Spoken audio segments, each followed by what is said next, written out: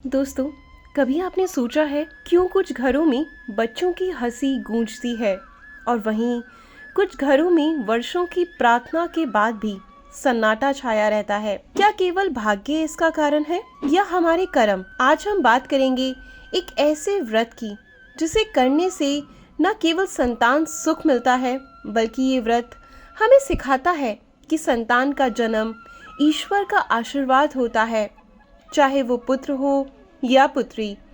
ये है संतान सप्तमी व्रत की कथा।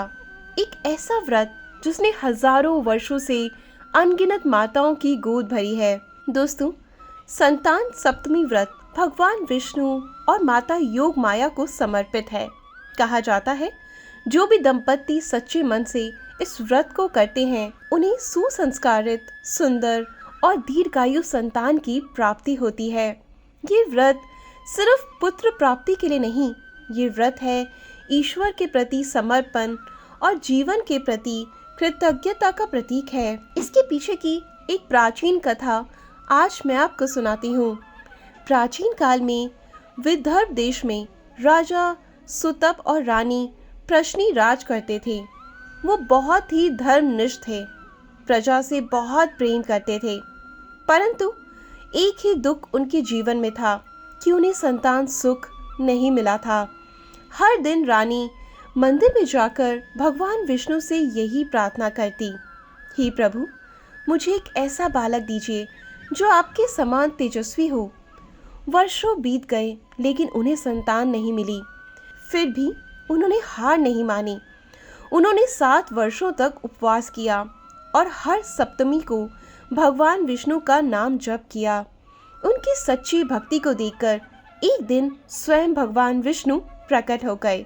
उन्होंने कहा, हे सुतप, हे प्रश्नी, मैं तुम्हारे भक्ति से बहुत प्रसन्न हूँ। तुम्हें एक पुत्र प्राप्त होगा जो 3 जन्मों में मेरे समान होगा। प्रथम जन्म में प्रश्नी गर्भ, द्वितीय जन्म में कृष्ण और तृतीय जन्म में प्रघुनन के रूप में तुम्हारे पास मैं आऊंगा। ये सुनकर रानी की आंखों से आंसू बह निकले। उन्होंने कहा, प्रभु, अब मेरा जीवन सफल हो गया। भगवान विष्णु ने वरदान दिया, जो कोई इस दिन उपवास करेगा और सच्चे मन से संतान की प्रार्थना करेगा, उसे मैं स्वयं वरदान दूंगा। और तभी से ये व्रत संतान सप्तमी व्रत कहलाया। इस व्रत को करने के नियम बहुत सरल हैं। भाद्रपद या श्रावण मास की सप्तमी को प्रातः स्नान करें, पीले वस्त्र धारण करें और भगवान विष्णु व माता योग माया की पूजा करें। तुलसी पत्र, पीले चावल और फल अर्पित करें। ओम नमो भगवते वासुदेवाय, इस मंत्र का जाप 108 बार करें। व्रत कथा सुने और संतान सुख की प्रार्थना करें। शाम को किसी ब्राह्मण या छोटे बच्चे को भोजन कराएं। कहा जाता है कि जिसने भी इस व्रत को श्रद्धा से किया, उसके घर में संतान की किलकारी जरूर गूंजी। परंतु आज एक ऐसे युग में हम जी रहे हैं जहाँ बेटियों को बोझ समझा जाता है, जहाँ भ्रूण हत्या जैसे पाप खुलेआम हो रहे हैं। क्या लोग भूल गए हैं कि माँ लक्ष्मी भी बेटी ही है? माँ दुर्गा, माँ सरस्वती सब स्त्री रूप में है। तो फिर बेटी को जन्म लेने से रोकना, क्या ये स्वयं देवी का अपमान नहीं?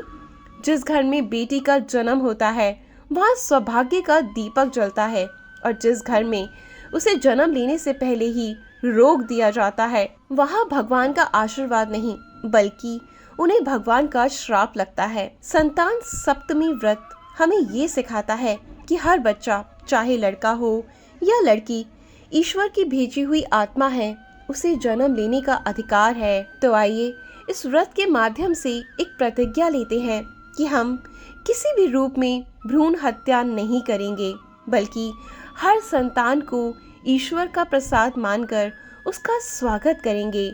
जय श्री विष्णु, जय माता योग माया। आपका क्या कहना है? आपके क्या विचार हैं?